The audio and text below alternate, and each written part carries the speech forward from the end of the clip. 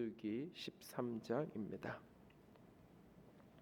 구약성경 민수기 13장 30절입니다.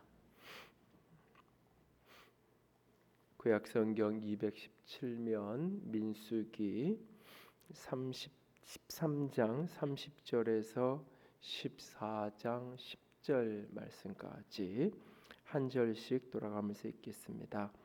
갈렙이 모세 앞에서 백성을 조용하게 하고 이르되 우리가 곧 올라가서 그 땅을 취하자 능히 이기리라 하나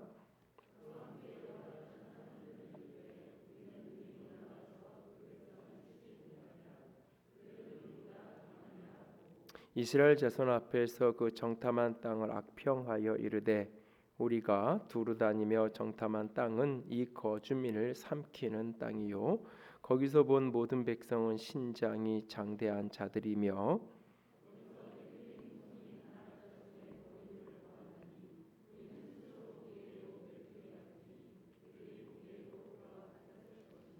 온 회중이 소리를 높여 부르짖으며 백성이 밤새도록 통곡하였더라.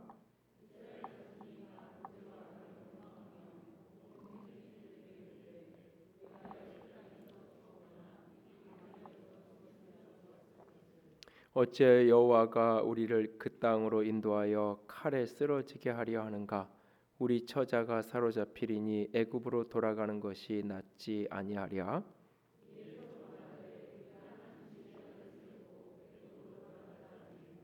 모세와 아론이 이스라엘 자손의 온 회중 앞에서 엎드린지라.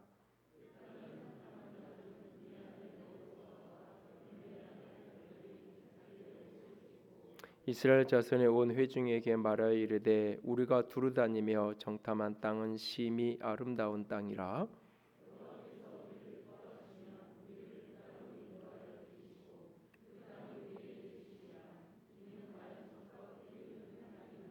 다만 여호와를 거역하지 말라. 또 그 땅 백성을 두려워하지 말라. 그들은 우리의 먹이라. 그들의 보호자는 그들에게서 떠났고 여호와는 우리와 함께 하시느니라. 그들을 두려워하지 말라 하나.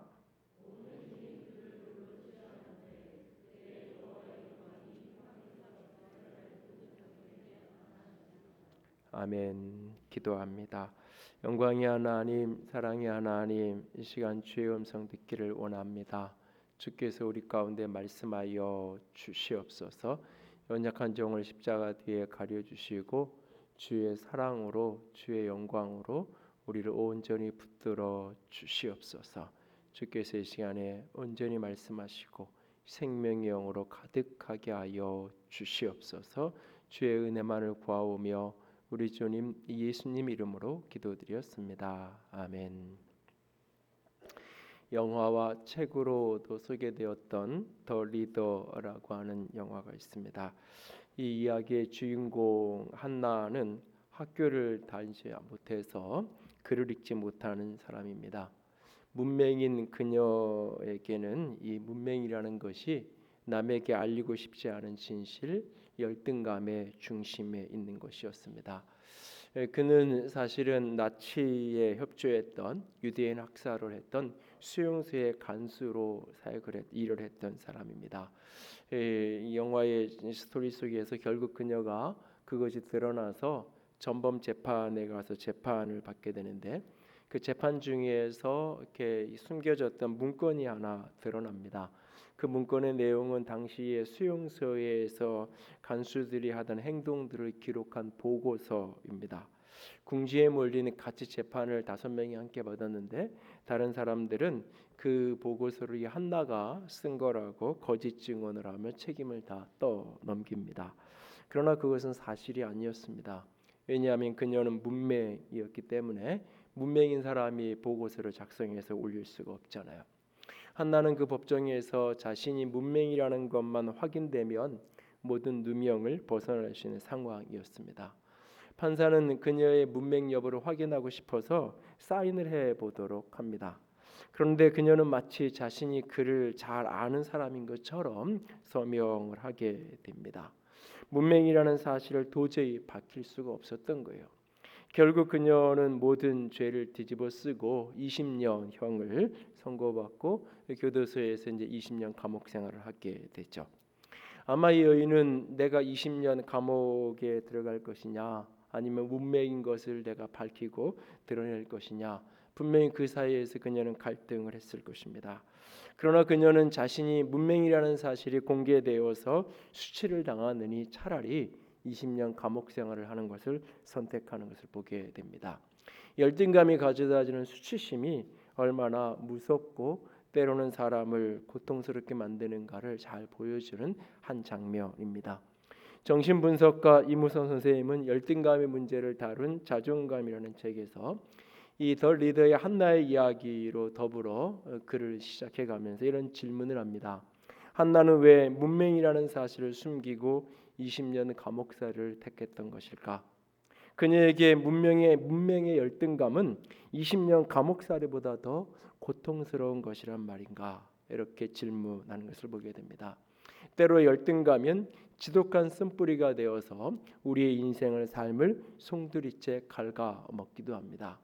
사실 열등감은 객관적 조건의 문제가 아닌 이것은 주관적 관점의 문제입니다. 열등감은 자기 자신이 스스로를 어떻게 생각하고 있는지, 자기 자신을 어떤 시각으로 바라보고 있는지에 대한 문제, 자기 스스로에 대한 자기 평가의 문제입니다. 그런데 그 속에서 조금 내가 부족한 것이 있고 연약한 것이 있고 어떤 모자란 것이 있다라고 느끼는 것, 그것에서부터 사실 열등감이 시작이 되기 때문에 이 어떤 부족함을 깨닫고 하는 이 열등감의 감정 자체가 무조건 나쁘다라고 할 수는 없습니다. 자신의 부족함을 인식하고 때로는 보완하려는 어떤 노력을 할 수 있는 요소가 될 수 있기 때문에, 그리고 이건 감정이기 때문에 무조건 이것을 죄악시하거나 해서는 안 될 겁니다. 그러나 스스로의 존재 자체를 열등하게 느끼는 사람이 자존감이 건강할 수 없을 것이고 그런 사람이 행복할 리가 거의 없을 겁니다. 열등감은 또한 폭발력이 매우 강한 감정입니다. 그래서 누군가를 내가 자극하고 싶으면 그 사람이 모자라거나 부족한 부분들을 고의적으로 건드려서 열등감을 폭발하게 하면 그 사람의 이렇게 연약한 모습이 공개적으로 드러나게 되는 것을 보게 됩니다. 윤영근 선생님은 자존감 수업에서 열등감의 폭발력을 지적하면서 이런 표현을 합니다. 어쩌면 우리는 저마다 열등감이라는 폭탄을 하나씩 가슴에 품고 살고 있는지도 모른다라고 표현을 합니다. 이무선 선생님의 자존감에서 열등감을 이렇게 정의합니다. 열등감은 매우 주관적이며 심지어 독선적이다. 그래서 이런 독선적인 열등감은 인생을 수치심과 패배감으로 채우고 무기력하게 만들어버린다. 심지어 정신질환을 일으키기도 한다. 이무선 선생님은 사실 이 열등감이 모든 정신질환의 기저에 깔려있는 가장 핵심적인 감정 가운데 하나가 열등감이라고 이렇게 진단하면서 그 열등감을 풀어가는 것에서부터 정신의 여러 가지 정신질환을 치료하는 돕는 일을 해가는 것을 보게 되는데요. 이렇게 누군가가 이렇게 서로 이렇게 틀린 이야기를 서로 하다가 반대 의견을 주고받다가 상대방이 막 감정이 격해지고 막 그러면 사람들이 그걸 비아냥거리면서 쉽게 쓰는 말 가운데 하나가 저 열폭하는 것 좀 봐라, 이런 표현을 쓴다고 합니다. 열폭, 이 인터넷을 뒤지면 어렵지 않게 찾아볼 수 있는 단어입니다. 열등감 폭발, 뭐 열납 폭발 이런 말을 줄여서 열폭이라고 쓴다는데요. 지난 주간에 열폭 하실 일이 있었는지 모르겠는데 여러분들은 주로 어떤 일을 만날 때 내 열등감이 폭발하는 상황을 보게 되시나요? 그날 이스라엘 백성들은 바란 광야에 있는 가데스에서 집단적인, 한 개인이 아닌 집단적인 열등감이 폭발하는 열폭하는 현장을 만나게 됩니다. 가데스 바네아라고도 불려지는 이 바란 광야 북쪽에 있는 약속의 땅 가나안 땅으로 넘어가는 그런 접경에 있는 이 가데스라는 지역, 여기에서 이제 가나안 땅을 정탐하고 돌아온 12명의 사람들이 그 보고를 하게 되어집니다. 12명의 이 정탐꾼들은 사실 12지파의 다 리더가 되는 지휘관이 되는 그런 사람들이었습니다. 그런데 그들 중에 10명은 전혀 리더답지 않은 보고를 하는 것을 보게 됩니다. 여호수아와 갈렙이 두 사람만이 당당하고 담대한 모습을 그들 가운데 보여주게 됩니다. 약속의 땅을 목전에 두고는 우리는 스스로 보기에도 메뚜기 같다. 그러니까 우리가 올라가서 우리 능히 우리는 저 땅을 차지할 수 없다라고 하는 이 열등감에 묶인 사람들의 말을 들은 온 이스라엘 백성들이 열폭하면서 밤새도록 소리 지르고 통곡하는 장면을 우리는 14장 1절에서 만나게 되어집니다. 이 10명의 정탐꾼들 그리고 그 이야기를 들으면서 함께 열등감을 폭발하고 있는 이 수많은 이스라엘 백성들이 쏟아내는 말들, 그 말들은 철저하게 자기 자신의 스스로를 실패자로 만들어 놓고 있는 것을 보게 됩니다. 그리고 그들이 말한 그대로 그들의 인생은 펼쳐지게 됩니다. 하나님께서는 민수기 14장 28절에 보면 이렇게 말씀하십니다. 그들에게 이르기를 여호와의 말씀에 내 삶을 두고 맹세하노라. 너희 말이 내 귀에 들린 대로 내가 너희에게 행하리니. 너희 말이 내 귀에 들린 대로 내가 너희에게 행하겠다. 열등감에 가득 묶여서 스스로 패배자의 말을 쏟아내는 너희들, 그래 열등한 인생 살게 해줄게 라고 하시는 말씀입니다. 그러나 자기 자신을 믿음으로 바라보면서 긍정의 말을 쏟아내는 사람들에게 그의 인생을 아름다운 인생으로 승리자로 만들어주겠다고 말씀하시는 것입니다. 여호수아와 갈렙, 그들은 분명 열등감을 자극할 만한 요소들을 분명 가지고 있는 사람들이었을 것입니다. 그럼에도 불구하고 그들은 열등감에 묶이지 않고 이기는 자가 되었습니다. 12명의 정탐꾼들이 함께 가나안 땅을 정탐하고 있을 때 10명의 사람들은 끊임없이 이야기합니다. 우리는 이 땅을 차지할 수 없어. 우리는 이 땅을 가질 수 없을 거야 라고 이야기합니다. 그때마다 이 여호수아 갈렙 두 사람은 아닙니다. 그렇지 않습니다. 우리는 능히 이 땅을 취할 수 있습니다. 우리는 능히 이길 수 있습니다 라고 이야기해보지만 사람들은 그의 말에 별로 주목하지 않았을 것입니다. 아니 어떤 때는 10명과 2명 사이에서 그들은 오히려 조롱거리가 되기도 했을 것입니다. 그리고 지금은 10대 2가 아니라 온 백성 가운데 딱 이 두 사람만 이 하나님 앞에 서 있는 열등감에 묶이지 않는 모습으로 반응하는 모습을 보게 됩니다. 어떻게 그들은 이 열폭하는 열등감을 폭발하는 사람들로 가득한 이런 환경 속에서 열등감에 묶이지 않고 이기는 자의 인생을 살아갈 수 있었을까요? 그들은 어떻게 열등감을 딛고 승리하는 인생을 살아갈 수 있었을까요? 여기저기 열폭하는 소리들이 가득한 시대를 살아가고 있습니다. 오늘날 한국 사회를 움직이고 있는 한국 사회의 다양한 정치, 경제, 사회 문제의 기저에 깔려있는 가장 핵심적인 문제 가운데 하나는 이 열등감의 문제입니다. 이 열등감의 문제로 자유하지 않고는 누구도 진정 행복한 인생을 살아갈 수 없는 시대로 우리는 살아가고 있습니다. 이런 시대 속에서 우리가 어떻게 하면 열등감을 딛고 승리하는 자로 살아갈 수 있을까요? 스스로를 패배자로 만들어가는 열등감의 증세에는 어떤 것들이 있을까요? 이번 주간과 다음 주간 2주간에 걸쳐서 이 열등감의 문제를 조금 더 살펴가기를 원합니다. 먼저 우리가 오늘 살피기 원하는 것은 스스로를 패배자로 만들어가는 열등감의 증세에는 어떤 것들이 있는지를 먼저 좀 보기 원합니다. 첫 번째 열등감의 증세는 이길 수 없다는, 나는 할 수 없다는, 나는 부족한 것이 많다는 무능감에서 열등감은 시작됩니다. 자기 자신이 부족하고 연약하다고 생각하는 이 무능감, 무력감, 여기에서부터 열등감은 시작됩니다.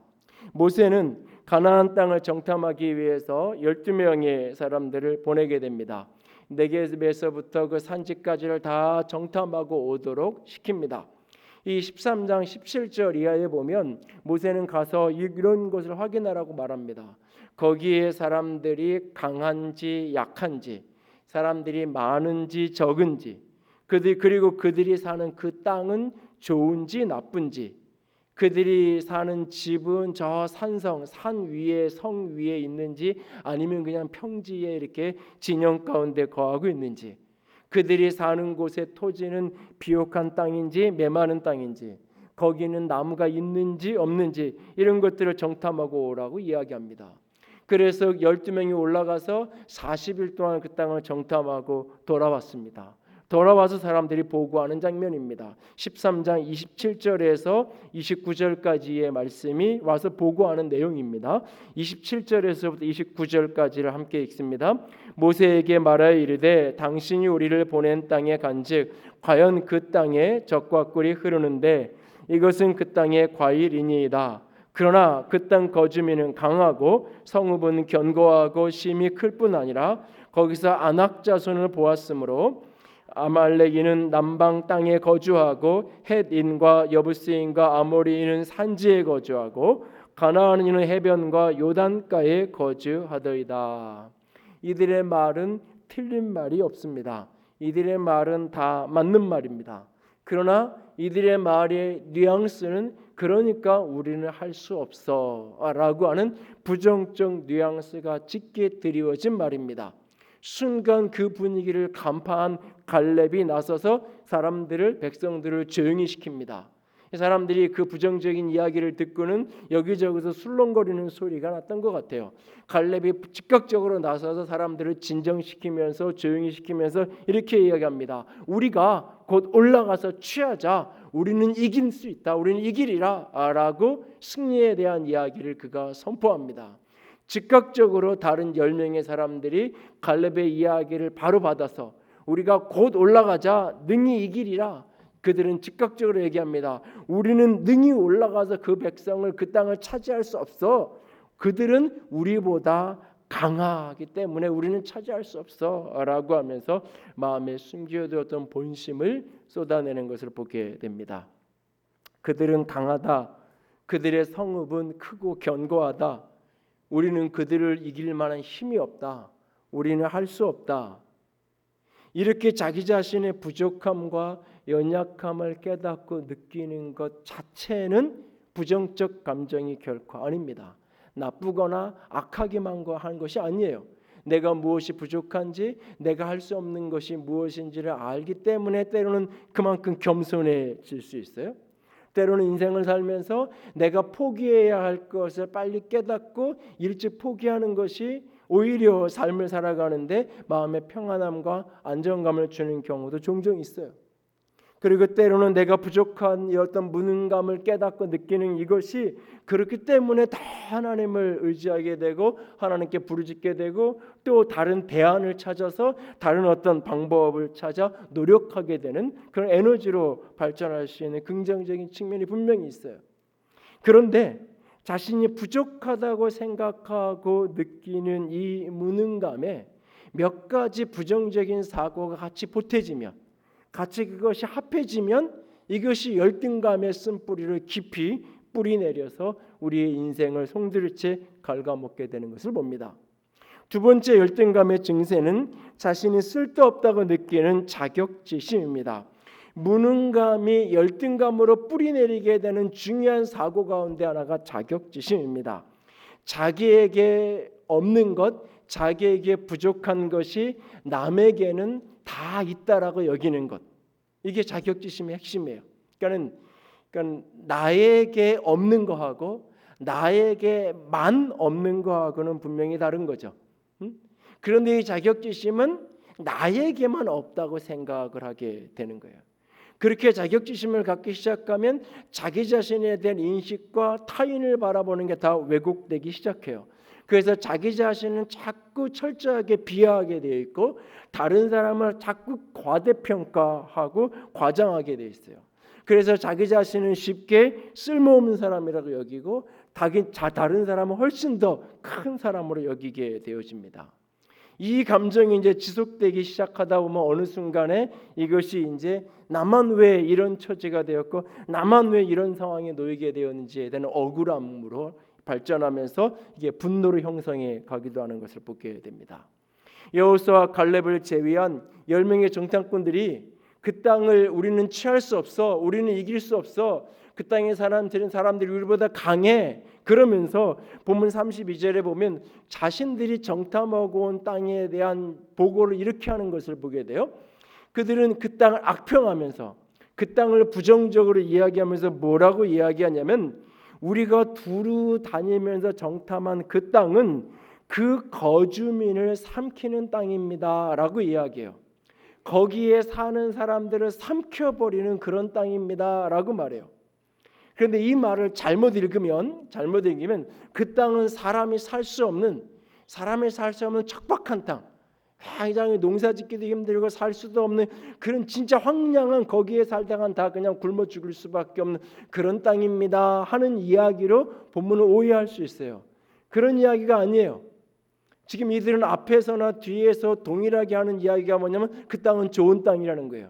젖과 을이 끓는 땅, 굉장히 좋은 땅. 그래서 그 땅에서 가져온 헤브론 포도는 너무나 크고 아름다운 것이고 거기에서 가진 석류와 무화과도 너무나 맛있고, 그것을 다 이렇게 보여주면서 이야기하고 있어요.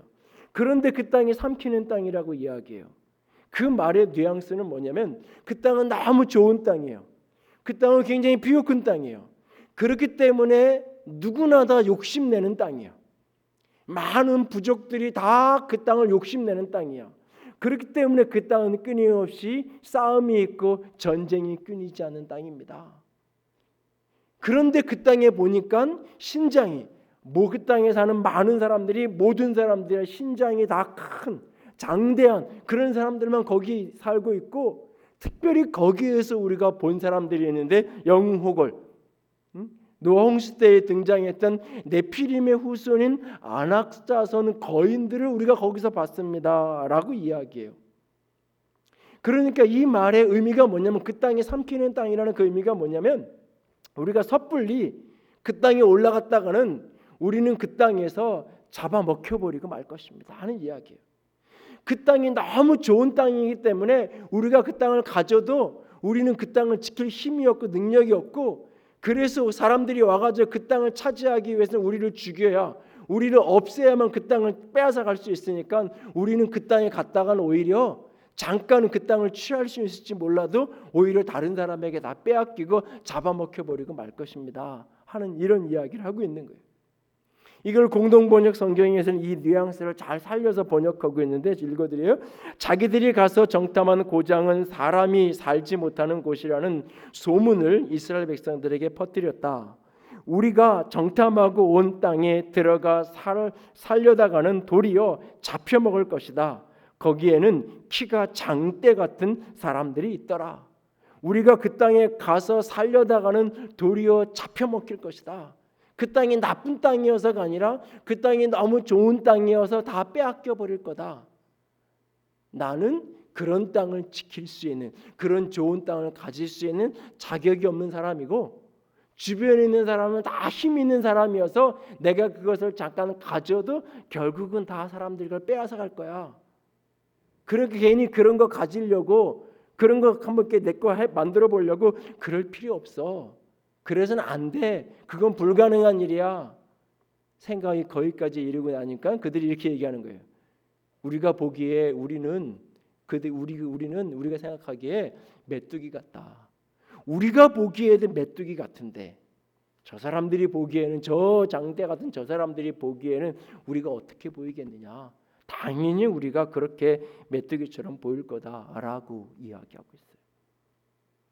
자격지심에 깊이 들어가니까 자기 스스로를 메뚜기라고 보고 있고 상대방도 그렇게 자신을 보고 있다라고 여기는 거예요.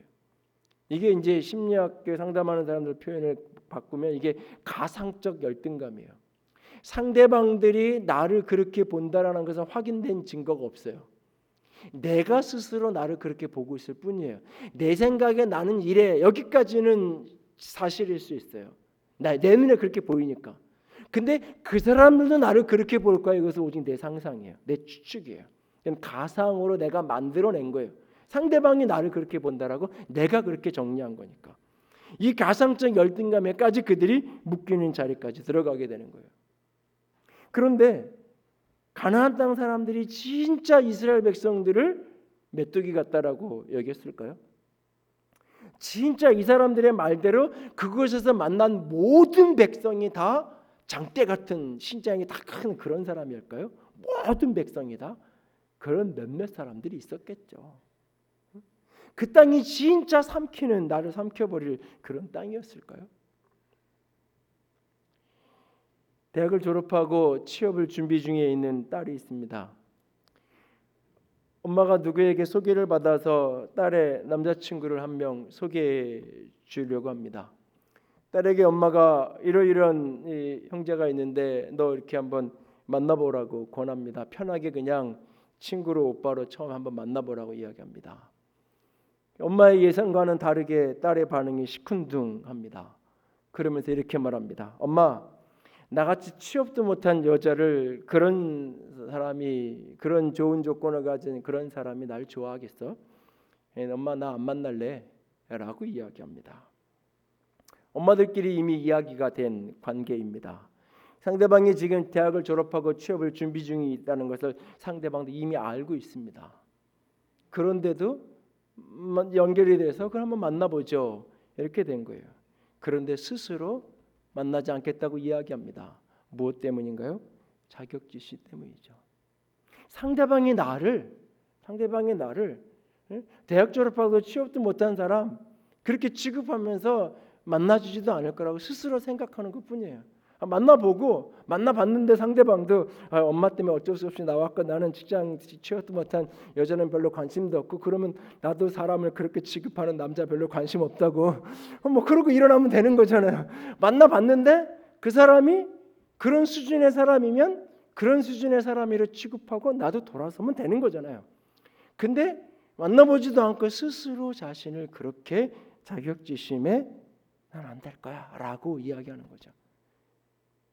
그 사람이 싫어서 나는 남자를 만나고 싶지 않아서 아니면 또 나는 엄마는 모르는데 사실 나는 남자친구 있어 이런 이유가 아니라 자기가 보기에도 좋은 사람이라고 여겨지는데 그런 사람은 나 같은 사람하고는 어울리지 않는다고.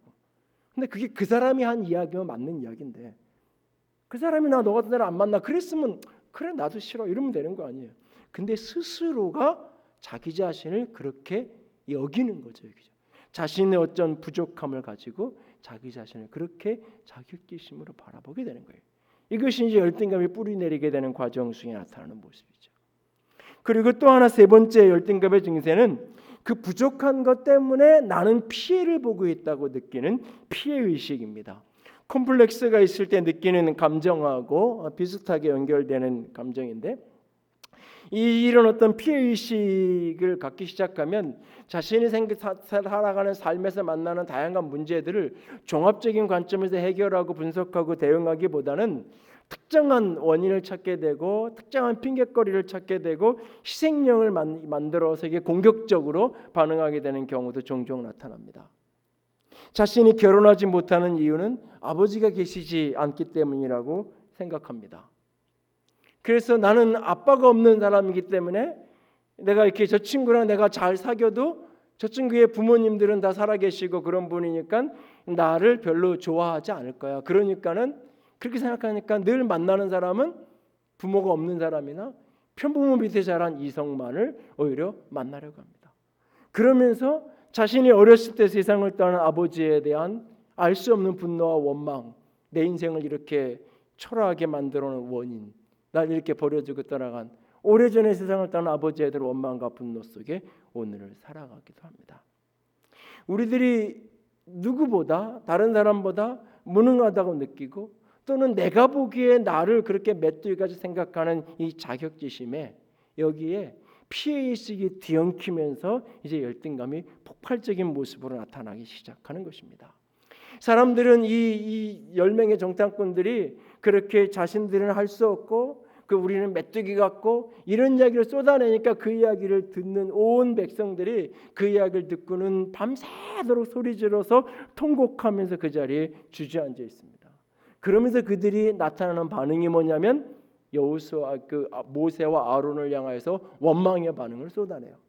더 나아가서는 하나님에 대한 원망을 쏟아내요. 2절과 3절을 보면 그들이 다 모세와 아론을 원망하여 온 회중이 그들에게 이르되 우리가 애굽 땅에서 죽었거나 이 광야에서 죽었으면 좋았을 것을 차라리 애굽에서 죽었거나 광야에서 죽었으면 좋았을 것을 어찌하여 여호와가 우리를 그 땅으로 인도하여 칼에 쓰러지게 하는가? 어찌하여 하나님이 우리를 이 땅으로 인도해서 우리를 칼에 저 가나안 땅 사람들의 칼에 죽게 하느냐라고 하면서 하나님에 대한 원망으로까지 내 인생이 이렇게 된 것은 하나님 때문이라고 하는 하나님에 대한 원망으로까지 발전하고 있는 것을 보게 됩니다. 무능감, 자격지심, 피해의식. 이런 상황에 믿음의 이야기를 하고 아니 우리는 올라가면 능히 저 땅을 취할 수 있어 라고 하는 내 열등감을 자극하는 여호수아와 갈렙 돌로 쳐서 죽이려고 하는 14장 10절에 가면 돌로 그들을 치려고 하는 공격성의 모습으로까지 여기 나타나잖아요. 오래전에 목사님들 모임에서 뵀던 한 분이 생각이 납니다. 그분은 모임이 있을 때마다 교회 형편을 물어보면 본인 교회에 대한 이야기를 하는 것이 아니라 주변의 다른 교회에 대한 이야기를 종종 하셨습니다. 무슨 교회가 인근에 수천 평의 땅을 사서 예배당을 크게 짓고 주일마다 버스로 사람들을 실어 나른다고 비난합니다. 또 무슨 교회가 복지관의 문화센터뿐만 아니라 이제는 대안학교까지 교회에서 하기 시작했다고 불평을 합니다. 본인 교회가 부흥이 안 되고 힘든 이유는 주변에 있는 다른 교회 때문이라고 생각하니까 다른 교회에 대한 이야기가 들려올 때마다 이 속에서 끊임없이 불평과 비난과 그리고 알 수 없는 분노까지 올라오는 것을 보게 됩니다. 그 교회 때문에 우리 교회가 피해를 보고 있다고 자꾸 생각을 하는 거죠. 이야기를 들을 때마다 고개가 가우뚱거려졌습니다. 그러다가 기회가 생겨서 그 목사님 교회를 가볼 수 있는 기회가 있었습니다. 작은 교회가 아니었습니다. 수천 평은 안 되지만 수백 평의 대지에 마당이 넓고 비록 단층 건물이지만 예배당과 교육관이 이쁘게 건축되어진 교회였습니다. 당시 상가 지하에서 예배하던 제가 보기에는 마당 한 평 없는 입장에서는 부러울 모습이었습니다. 그런데 왜 자기 교회, 자기 목회에 집중하지 못하게 만들고 있는 것일까요? 진짜 그 옆에 있는 다른 어떤 교회가 그렇게 심한 피해를 주고 있었던 것일까요? 아니에요. 그것은 바로 자기 자신이에요. 피해의식으로 뒤엉킨 열등감이 스스로를 끊임없이 힘들게 만들고 이런저런 교회에 어려움이 생길 때마다 끊임없이 교회에 어떤 부족함이 생기고 문제가 생겨서 교인들이 떠나거나 어떤 어려움이 생길 때마다 끊임없이 저 멀리 있는 어떤 교회 때문에 저 큰 어떤 교회 때문에 우리가 이렇게 어려움을 당한다고 끊임없이 원망하며 힘들어하는 거예요. 자기 자신. 그 피해의식 속에 고통스러운 인생을 살아가게 만드는 거예요. 네 번째로 열등감에 가져오는 증세 가운데 하나는 과거에 우리를 묶어두려는 닫힌 의식이에요. 미래를 향하여 나아가지 못하게 하고 끊임없이 과거 속에 자신을 가두게 하는 거예요. 무능감이 자격지심과 이 피해의식과 뒤엉키고 시작하면 앞으로 나아가지를 못해요. 미래를 향하여 전진하지 못하게 만드는 거예요. 이스라엘 백성들이 열등감을 한껏 폭발하자 한껏 열등감이 폭발하는 순간 한다는 말이 무슨 얘기를 하냐면 우리 애굽으로 돌아가자라고 이야기를 해요. 그리고는 아주 구체적인 구테타의 계획을 세우죠. 지휘관을 새로 뽑아서 저 모세 아론 저런 사람 못 믿겠어. 저런 사람 치워버리고 우리 새로 지도자를 뽑아가지고 애굽으로 돌아가자. 애굽 가면 뭐 하자는 거예요? 종살이 하자는 거예요. 애굽으로 가서 노예살이 다시 하자. 밝은 미래를 향하여서 내일을 향하여 능동적이고 적극적으로 도전하면서 미래를 열어가는 인생을 살아가지 못하게 만들고 과거 속에 갇혀서 그렇게 노예살이하고 고통스럽게 살던 삶이 싫었는데 그렇게 살던 사람이 너무너무나 고통스럽고 싫어서 어떻게든 이 삶에서 좀 떠나오고 싶었는데 이제는 다시 그 삶으로 돌아가자고 얘기하는 거예요. 차라리 그때가 나았다고 과거의 스스로를 가둬두고 묶어두고 있는 모습. 열등감은 우리로 하여금 미래를 향하여서 나아가지 못하는 스스로를 닫힌 의식 속에 가둬두게 만드는 과거 속에 묶어두게 만드는 쓴뿌리 이게 열등감이에요. 열등감은 이렇게 복합적인 감정이 하나로 맞물려 있어요. 그리고 실제 사실과 허상이 뒤엉켜 있어요. 내가 무언가를 부족하다고 느끼는 무력감 이거는 대부분 진실일 가능성이 많아요. 실제로 뭔가가 부족하고 실제로 뭔가가 연약하고 실제가 뭔가가 모자라기 때문에 그런 무력함을 느끼는 거예요. 상대방은 좀 강한 것 같고 내가 이걸 할 수 있을지 나도 자신이 없고 그 실체적인 어떤 연약함과 무능감과 무력감을 느끼는, 그런데 그 위에 자격지심이, 그런데 이건 나만 못하는 거고 저 사람들은 다 할 수 있어, 나만 쓸모없다라고 여기는 이 자격지심이 뒤엉키고 거기에 피해의식이 같이 뒤엉키고 그러면서 생각이 굳어져서 닫혀지기 시작하면 이제 아무것도 할 수 없는 사람이 돼버리는 거예요. 누군가가 나를 이렇게 가두는 게 아니라 스스로를 그렇게 어두움 속에 가두게 되는 거예요. 그 열등감을 누군가가 어느 순간 이걸 자극하면 주체할 수 없이 폭발하고 터져버리는 거죠. 그래서 누군가는 열등감은 잔뜩 부풀어오는 풍선과 같다 그랬어요. 그래서 조금만 누르면 참지 못하고 그냥 터져버리는 그런 감정이 열등감이라고 그랬어요. 그래서 이 감정은 사실 다루기가 쉽지 않은 감정이어서 아주 조심스럽게 유의하면서 다루어가야 하는 감정인 것도 맞아요, 분명히. 근데 저는 이 열등감의 문제를 고민하면서 오늘 본문을 보다가 오늘 14장 1절 말씀이 계속 눈에 들어왔어요. 14장 1절 말씀을 한번 보세요. 온 회중이 소리를 높여 부르짖으며 백성이 밤새도록 통곡하였더라. 여기 참 이 부르짖었다는 이 표현이 참 많은 생각을 하게 자꾸 만들었어요. 이 백성들은 밤새도록 누구에게 부르짖었을까요? 이들은 밤새도록 누구를 향해서 이렇게 통곡했던 것일까요? 이 부르짖음과 통곡의 의미는 어떤 것이었을까요?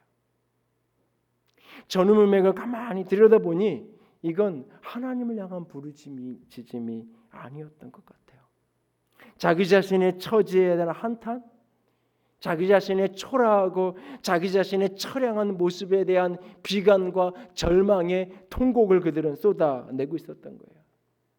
그날 자신의 부족감을 느낄 때 진짜 자신들이 보기에도 내 자신이 메뚜기처럼밖에 보이지 않는 그런 어떤 부족함과 연약함을 느꼈을 때, 그러니까 우리를 도울 수 있는 분은 하나님밖에 없다고 통곡하며 하나님 우리를 도와주세요, 하나님 우리를 살려주세요.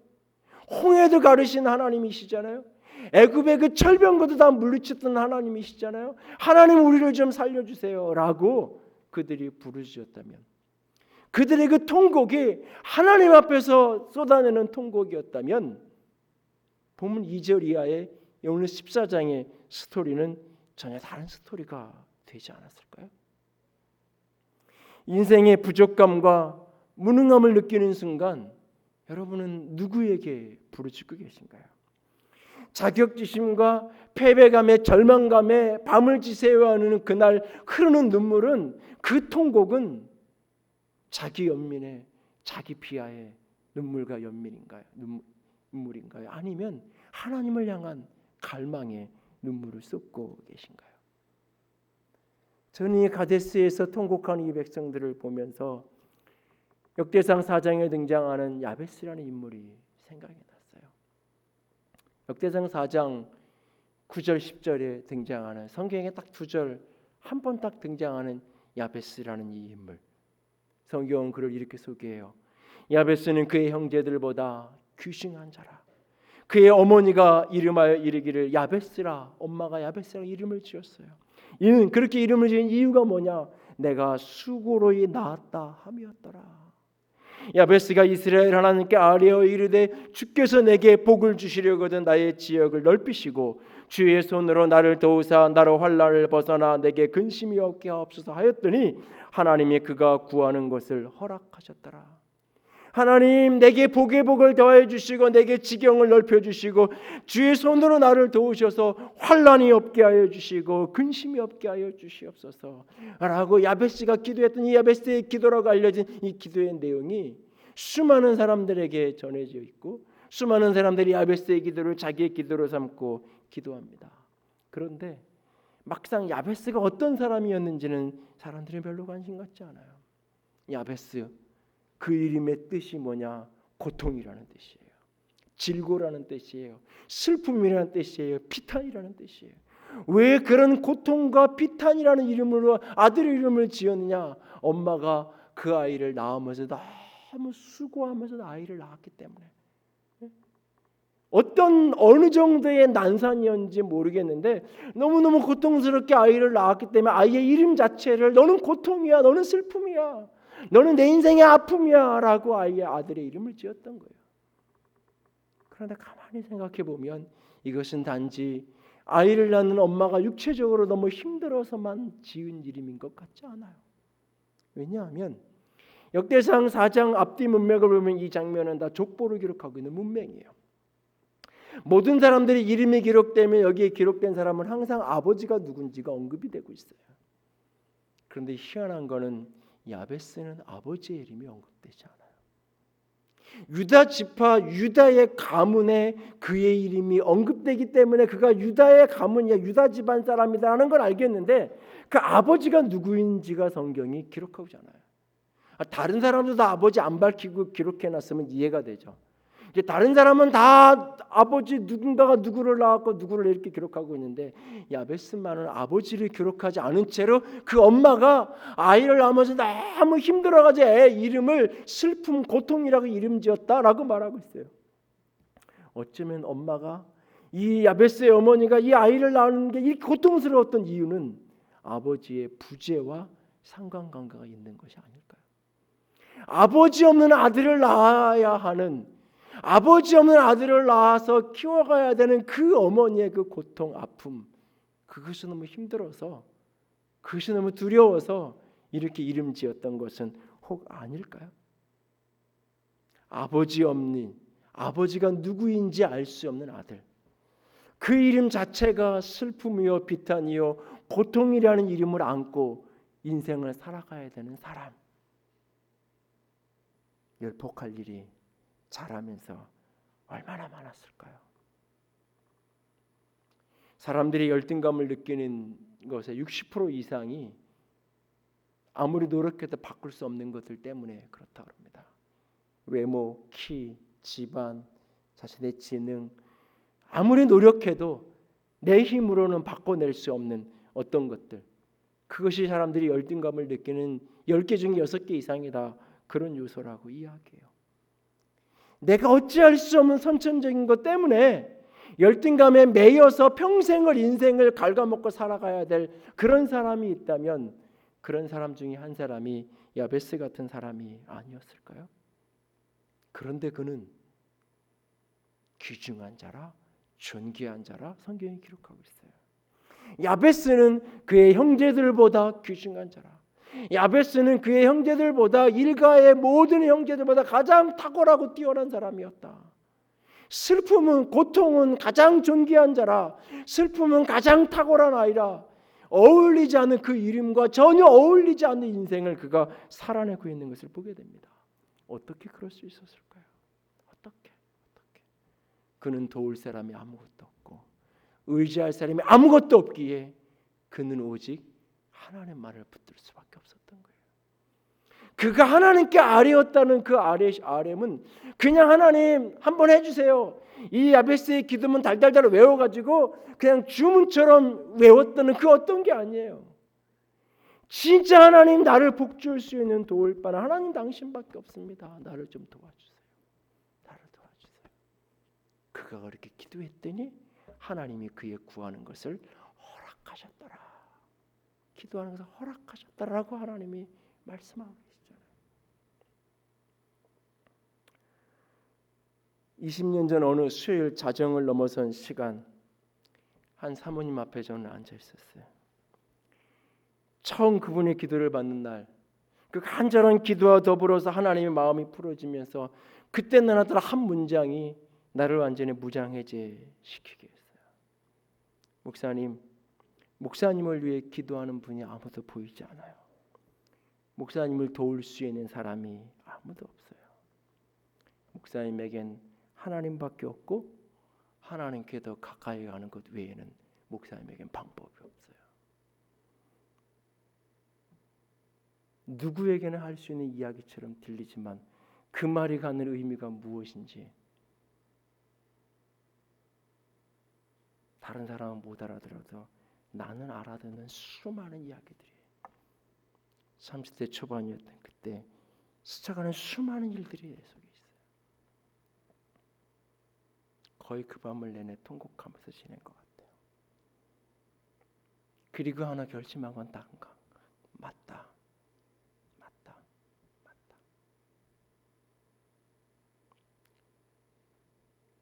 내 스스로 나는 나를 도울 수 없고 나를 도울 수 있는 사람은 아무도 없고 오직 하나님 그분밖에 없다. 인생의 위기를 만날 때마다, 고비를 만날 때마다 그때를 기억합니다. 하나님밖에 나를 도울 길이 없다고. 끊임없이 내 열등감을 자극하고 내 자존감을 흔들어 놓는 일들을 수없이 오늘도 직면할 때가 있어요. 그때마다 그래 나 부족하고 연약하고 어떤 부분에서 할 수 없는 어떤 부분, 감춘다고 감춰지지 않는 거고 부정한다고 부정되지 않은 내 안에 있는 연약함, 어찌할 수 없는 그것 내게 있고, 그러나 그것이 다만 자격지심이 되지 않도록, 다만 그것이 피해의식으로 도화리를 틀지 않도록, 다만 그것이 내 인생의 미래를 가둬버리지 않도록, 그것이 올라올 때마다 하나님을 붙들고 하나님을 찾을 뿐이에요. 여러분의 인생에 오늘 어떤 부족함이 있나요? 어떤 모자람이 있나요? 앞에 내가 가야 될 길은 너무너무나 고단한데 나는 너무 한없이 작아 보이는, 다른 사람은 다 크고 다른 사람은 다 좋은 부모 만났고 다른 사람은 다 좋은 환경에 살아가고 다른 사람은 다 걱정 없는데 나 혼자만 인생이 비참해진 것 같은 그날에, 그 통곡이 터져 나오는 그날에, 목 놓아 울고 싶은 그날에 누구를 향해 울고 있나요? 누구를 향해 부르짖고 있나요? 자기 연민과 자기 절망에, 때로는 누군가를 향한 알 수 없는 분노를 폭발하면서 부르짖고 계신가요? 아니면 하나님에게, 하나님 당신밖에 나를 도울 자가 없습니다, 하나님 나를 도와주세요라고 그분 앞에서 통곡하고 계신가요? 오늘 하나님께로 돌아갈 때 야베스의 기도를 들으셨던 하나님이 오늘 우리의 기도를 들으셔서 저 여러분의 인생을 존귀한 자의 인생으로, 이기는 자로 그렇게 이끌어 가실 것입니다. 그 주님을 믿음으로 바라보고 일어서는 저와 여러분이 될 수 있기를 원합니다. 함께 찬양합니다. 똑바로 보고 싶어요 주님, 곁눈질 하기 싫어요 주님.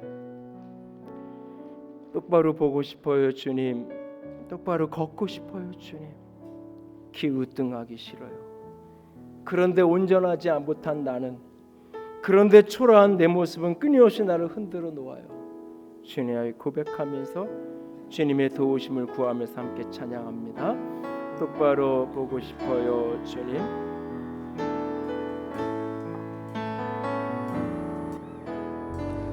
똑바로 보고 싶어요 주님. 온전한 눈짓으로 똑바로 보고 싶어요 주님. 곁눈질하기 싫어요. 하지만 내 모습은 온전치 않아. 세상이 보는 눈은 마치 날 죄인처럼 멀리하며 외면을 하네요. 똑바로 걷고 싶어요 주님. 똑바로 걷고 싶어요 주님. 온전한 몸짓으로 똑바로 걷고 싶어요 주님. 기우뚱하기 싫어요.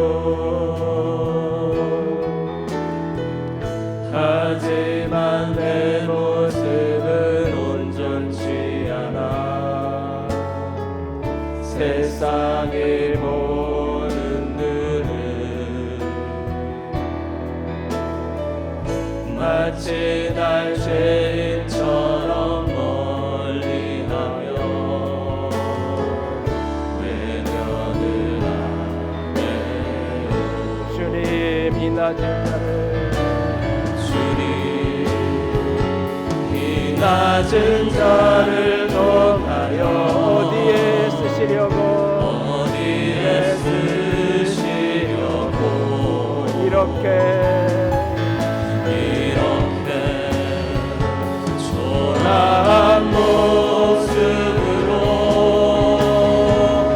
만들어 놓으셨나요? 당신께 드릴 것은 사모하는 이 마음은 이 생명으로 달라지며 십자가에 묻혔으니 허물뿐인 육신 속에 참빛을 심게 하시고 거짓 뿐인 세상 속에 빛날로 쏟게 하소서. 이 시간 같이 기도합니다. 주님 나를 도우시옵소서. 내 안에 있는 부족함과 내 안에 있는 연약함과 내 안에 있는 무력함과 무능함이 주님 자격지심과 피해의식과 만나지지 않기를 원합니다. 아버지, 무력함이 깨달아질 때마다 주의 도우심을 구합니다. 주여 나를 도우시옵소서. 아버지여 나를 도우시옵소서. 나를 도울 자는 오직 살아계신 여호와 하나님 당신밖에 없습니다. 함께 고백하며 기도합니다. 사랑의 하나님, 영광의 하나님, 주님만을 바라봅니다. 아바 아버지, 아바 아버지, 아바 아버지, 나를 도울 자는 오직 여호와 하나님 아버지, 나를 도우시옵소서. 아버지, 나를 도우시옵소서. 아버지, 연약한 우리를 아버지 만들어 놓으셨나요? 아버지, 당신께 아버지, 나를 지켜서 주시는 아버지, 당신밖에 나를 도울 자가 없음을 고백합니다. 여호와여, 여호와 당신밖에는 아버지, 십자가에 아버지,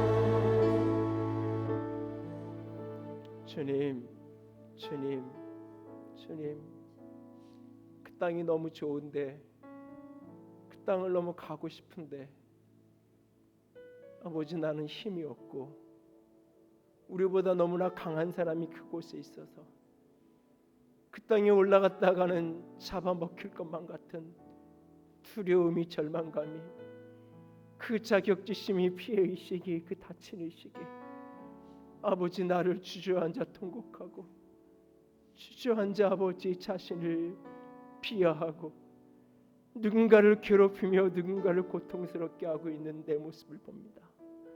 아버지, 이스라엘 백성들의 모습이 내 모습이었음을 회개합니다. 아버지, 우리를 도와 주시옵소서. 이 열등감의 늪에서 일어설 수 있도록 아버지, 우리를 일으켜 세워 주시옵소서. 다시 주님을 바라보기 원합니다. 야베스의 하나님이 나의 하나님이심을 믿습니다. 이름조차 고통이었던 그 인생을 존귀한 자로 만들어 주셨던 주님, 주여, 주여, 우리를 도와 주시옵소서. 우리를 붙들어 주시옵소서. 주님만을 바라봅니다. 주님만을 의지합니다. 우리 주님 예수님 이름으로 기도드렸습니다. 아멘. 이제는 우리 주 예수 그리스도의 은혜와 하나님 아버지의 놀라우신 사랑하심과 성령 하나님의 교통하시며 기름 부으시는 그 은혜가 오늘도 열등감을 딛고 이기는 자가 되기를 소원하고 작정하는 모든 이들 위해 이제로부터 영원토록 함께 있을지어다. 아멘.